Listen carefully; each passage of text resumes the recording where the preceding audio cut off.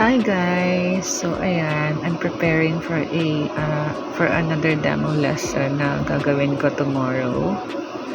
Ayan, using Klassen.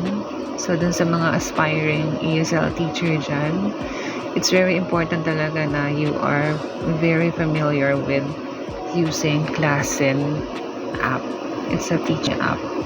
So ayan. So kung magde-demo class kayo, kailangan yung magpaka-creative talaga. Huwag dumepende sa kung ano lang yung nandyan sa screen mo na inilagay mong pinut up mong lesson or study material. Ayan, so kailangan masipag kang gumawa ng notes. Ayan, dami nating notes dyan, puno yung blackboard natin, wala nang pagsusulatan si student. But anyway, lahat yan kailangan mo siyang i-discuss with your student. For example, this is not for a beginner. It's parang pang intermediate na siya actually.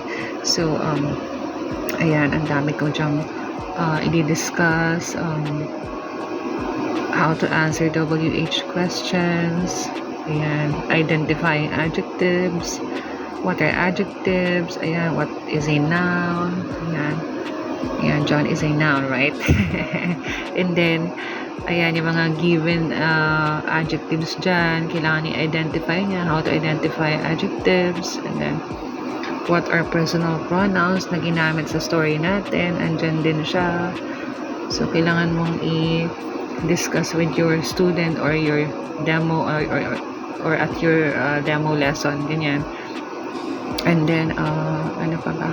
Yan, yung mga ginamit na personal pronoun. And then, ilagay mo na rin dyan kung, syempre, yung description. What are nouns? What are personal pronouns? What are WH questions? What are adjectives? And of course, yung pinaka-importante sa lahat, kung nagpapabasa ka ng story, syempre, huwag mong kalimutan tanungin kung, what is the story about? Syempre, diba? It's about, kung ano man yung topic mo dyan, yun. Siyempre, pinaka-importante, nagpabasa ka ng story. So, ano yung pinag-usapan sa story? What's the story about?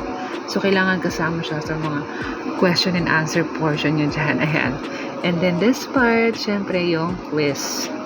Siyempre, since it's a reading comprehension, naintindihan ba ni student yung mga pinagbabasa ninyo dyan?